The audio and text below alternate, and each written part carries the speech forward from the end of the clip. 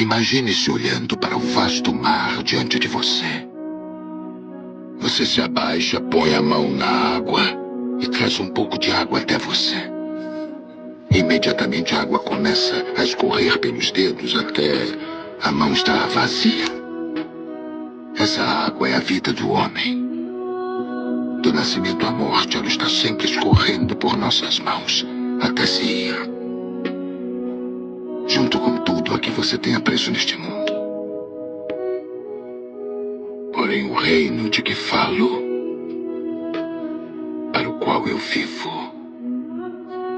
é como o resto da água do mar.